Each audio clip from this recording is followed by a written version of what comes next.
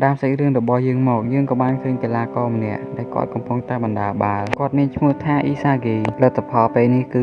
0-1ហើយក្រុមដែលឈ្នះការប្រកួតលើកនេះនឹងត្រូវបានឡើងទៅលេងឲ្យជម្រើសជាតិលៀមនោះអ៊ីសាហ្គីក៏បានញាក់ផុតកីឡាករម្នាក់ហើយគេក៏បានប្រឈមមុខមួយស្មើជាមួយអ្នកគោលរៀបនឹងសុទ្ធទៅហើយស្រាប់តែមិត្តរួមក្រុមរបស់គេបានចេញមកហើយសុំបាល់ពីអ៊ីសាហ្គីភ្លាមនោះដែរគ្រូបង្វឹករបស់អ៊ីសាហ្គីក៏បានស្រែកមកថាត្រូវលេងបាល់ជាក្រុមហើយអ៊ីសាហ្គីក៏បានប៉ះបាល់ឲ្យមិត្តរួមក្រុមរបស់គេបានបាល់ហើយអាប៉ែម្នាក់នោះក៏បានសុទ្ធមួយជើងតែចំបង្គោលទីហើយក៏បានធ្វើឲ្យបាល់ធ្លាក់ដល់ជើងគូបតិបៈវិញខាងក្រុមគេវាយបកលឿនគេក៏បានប៉ះបាល់ដល់ជើងបរិមម្នាក់ដែលគាត់មានឈ្មោះថាគីរ៉ាដែលគាត់គឺជាខ្សែប្រយុទ្ធរបស់ក្រុមម្ខាងទៀតភ្លាមនោះគីរ៉ាក៏បានបណ្ដាបាល់ដាច់អ្នកគ្រប់គ្នាហើយគេក៏បានសុទ្ធមួយជើងបញ្ចូលទីការប្រកួតក៏បានចប់លទ្ធផលគឺ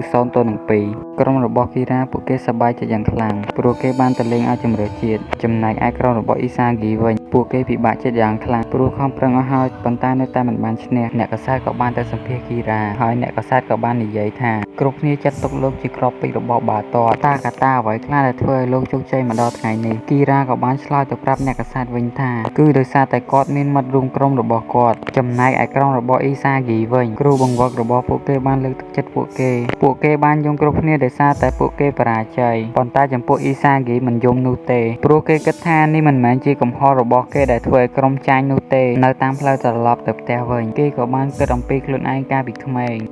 ងគេលេងបាល់ដោយសារតែកីឡាករម្នាក់ដែលគាត់មានឈ្មោះថា Noel Noah កីឡាករម្នាក់នោះបានលើកទឹកចិត្តគេឲ្យលេងបាល់ទាត់តាំងពីការនៅបឋមរហូតបានចូលប្រកួតនៅថ្នាក់ខេត្តគេមានក្តីស្រមៃចង់ក្លាយជាខ្សែប្រយុទ្ធរបស់ជម្រើសជាតិហើយថែមទាំងចង់លើកពាន World Cup ទៀតផងគិតមកដល់ចំណុចនេះគេក៏បាននឹកឃើញការប្រកួតកាលពីមុននេះបន្តិចបើគេមិនបានប៉ះឲ្យមិត្តរួមក្រុមហើយគេសុទ្ធខ្លួនឯងនោះគេនឹងឈ្នះការប្រកួតមួយនោះជាមិនខានគិតរួចគេក៏បានស្ដាយក្រោយជាខ្លាំងបើគេធ្វើបែបនោះគេនឹងឈ្នះការប្រកួតមួយនោះជាមិនខានអ៊ីសាហ្គីគេបានពិបាកចិត្តយ៉ាងខ្លាំងហើយគេក៏បានសម្រត់ទឹកភ្នែកស្ដាយក្រោយនៅរឿងមុននេះមកដល់ផ្ទះវិញម្ដាយរបស់គេក៏បានសួរថាតើការប្រកួតយ៉ាងម៉េចទៅហើយគេក៏បានឆ្លើយថាខ្ញុំបានចាញ់ហើយម្ដាយរបស់គេក៏បានលើកទឹកចិត្តគេឲ្យគេទៅញ៉ាំបាយហើយម្ដាយរបស់គេក៏បានយកសម្បត្តិមួយមកឲ្យគេដែលសម្បត្តិនោះបានផ្ញើមកពីសហព័ន្ធបាល់ទាត់របស់ប្រទេសជប៉ុនគេក៏បានអញ្ជើញអ៊ីសាហ្គីទៅចូលរួមในការហ្វឹកហាត់កីឡាកររបស់ពួកគេឯកឡើងអ៊ីសាហ្គីក៏បានទៅតាមអាសយដ្ឋានដែលគេដាក់នៅក្នុងក្រដាសនោះហើយគេក៏បានជួបជាមួយនឹងគីរ៉ាផងដែរហើយគីរ៉ាក៏បានរាក់ទាក់ទៅកាន់គេ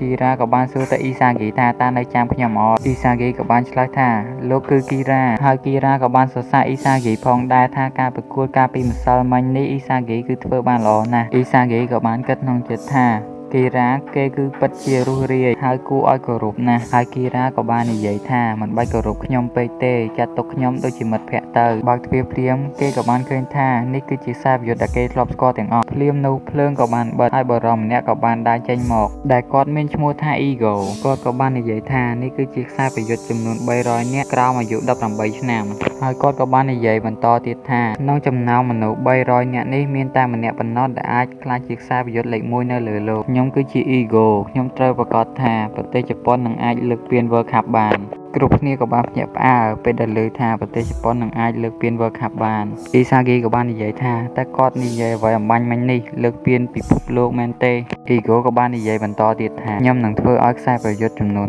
300នាក់នេះក្លាយទៅជាខ្សែប្រយុទ្ធល្អបំផុតរបស់ពិភពលោកខ្ញុំបានបង្កើតគម្រោងមួយដែលមានឈ្មោះថា Blue Lock ចាប់ពីថ្ងៃនេះទៅអ្នកត្រូវតែរស់នៅក្នុងកន្លែងនោះនិងឆ្លងកាត់ការបណ្ដុះបណ្ដាលកម្ពុជាដែលខ្ញុំបានរៀបចំអ្នកនឹងមិនត្រូវអនុញ្ញាតឲ្យទៅផ្ទះនោះទេប៉ុន្តែខ្ញុំសន្យាថាបើអ្នកអាចយកឈ្នះកីឡាករទាំង299នាក់ដែលនៅទីនោះអ្នកនឹងអាចក្លាយជាខ្សែប្រយុទ្ធលេខ1នៅលើពិភពលោកភ្លាមនោះគីរ៉ាក៏បានលើកដៃហើយនិយាយថាខ្ញុំមិនអាចចូលរួមការហ្វឹកហាត់នេះបានទេព្រោះខ្ញុំមានមិត្តរួមក្រុមរបស់ខ្ញុំអ្នកគ្រប់គ្នាក៏បានតវ៉ាពីរឿងនេះពួកគេក៏បាននិយាយថាពួកគេមិនអាចបោះបង់ចោលមិត្តរួមក្រុមរបស់ពួកគេដើម្បីមកហ្វឹកហាត់នៅទីនេះបានទេភ្លាមនោះ Ego ក៏បាននិយាយថាអ្នកណាដែលមិនចង់នៅអាចចាក់ចេញពីទីនេះបានខ្ញុំកំពុងមើលឃើញវិស័យបាល់ទាត់ក្នុងប្រទេសជប៉ុនកំពុងតែដើរថយក្រោយអនាគតបាល់ទាត់របស់ប្រទេសជប៉ុនគឺស្ថិតក្នុងដៃរបស់អ្នកហើយកុំធ្វើឲ្យខ្ញុំអស់សង្ឃឹមឲ្យសោះខ្ញុំចង់សួរអ្នកថាតើអ្វីទៅគឺជាបាល់ទាត់តើត្រូវមានកីឡាករ11នាក់ដើម្បីលេងជាមួយគ្នាឬក៏ឲ្យតម្លៃទំនាក់ទំនងអ្នក ចំពោះអ្នកដទៃឬក៏លះបង់ខ្លួនឯងដើម្បីលេងឲ្យមិត្តរួមក្រុមនេះហើយគឺជាមូលហេតុដែលប្រទេសមួយនេះបើទាត់នៅតែខ្សោយខ្ញុំនឹងប្រាប់អ្នកអំពីចម្លើយបើទាត់គឺជាការសុទ្ធបញ្ចូលទីបន្ថែមឲ្យច្រើនជាងដៃគូប្រកួតរបស់អ្នកគឺអ្នកណាដែលរកបានគ្រាប់បាល់ច្រើនជាងគេគឺជាកីឡាករដែលល្អបំផុតភ្លាមនោះគីរ៉ាក៏បានតវ៉ាម្ដងទៀតថាពួកយើងធំឡើងដោយការមើលពួកគេប្រកួតជាមួយគ្នា11នាក់ពួកគេគឺជា idol របស់ខ្ញុំអ្នកនិយាយខុសហើយរីហ្គូក៏បានក្បាលបន្តិចហើយក៏បាននិយាយថាតើជាក្រុមរបស់ប្រទេសជប៉ុនមែនទេពួកគេមិនដែលឈ្នះពាន World Cup នោះទេខ្ញុំកំពុងតែនិយាយអំពីការក្លាយជាកីឡាករលេខ1នៅលើពិភពលោក Noel Noah គាត់ក៏បាននិយាយថាជំនួសឲ្យខ្ញុំជួយមិត្តរួមក្រុមរបស់ខ្ញុំឲ្យឈ្នះ1-0ខ្ញុំសុខចិត្តសុទ្ធបញ្ចូលទីខ្លួនឯងចំនួន3គ្រាប់ដោយបញ្ចប់ការប្រកួត3-4នេះគឺជាពាក្យខ្សែប្រយុទ្ធឆ្នាំរបស់ពិភពលោកគឺ Noel Noah ដែលបានផ្ដួល Ronaldo និង Messi ហើយទទួលបានពាន Ballon d'Or Eric Cantona គាត់ក៏បាននិយាយថាខ្ញុំមិនខ្វល់ពីមិត្តរួមក្រុមរបស់ខ្ញុំទេខ្ញុំគ្រាន់តែចង់លេចធ្លោតែប៉ុណ្ណោះពេលលេក៏បាននិយាយថាតើអ្នកល្អបំផុតគឺជាខ្សែបម្រើខ្សែការពារឬក៏អ្នកចាំទីចម្លើយគឺនៅតែខ្ញុំអ្នកគិតថាវាអាក្រក់ណាស់មែនទេប៉ុន្តែពួកគេគឺជាកីឡាករកម្ពុជារបស់ពិភពលោកហើយពួកគេគឺជាមនុស្សដែលមានអំនួតខ្លាំងនេះហើយគឺជាអ្វីដែលបាល់ទាត់ប្រទេសជប៉ុនខ្វះអ្នកមិនអាចខ្លាចជាខ្សែប្រយុទ្ធល្អបំផុតរបស់ពិភពលោកបានទេលុះត្រាតែអ្នកមានគំនិតអាត្មានិយមខ្ញុំចង់បង្កើតមនុស្សបែបនេះនៅទីនេះតើនរណាម្នាក់នឹងអាចឈរលើសាកសពមនុស្សចំនួន299នាក់ម្នាក់នោះនឹងក្លាយជាកីឡាករលេខ1របស់ពិភពលោកអ៊ីហ្គូក៏បានចាក់មនោគមបន្ថែមទៀតថាអ្នកសាកស្រមៃទៅមើលថាបើអ្នកនៅក្នុងការប្រកួតផ្ដាច់ព្រាត់របស់ World Cup មនុស្ស80000នាក់ដែលកំពុងអង្គុយមើលអ្នកទាំងអស់គ្នាចំណែកអាក្របបាល់គឺ0ស្មើ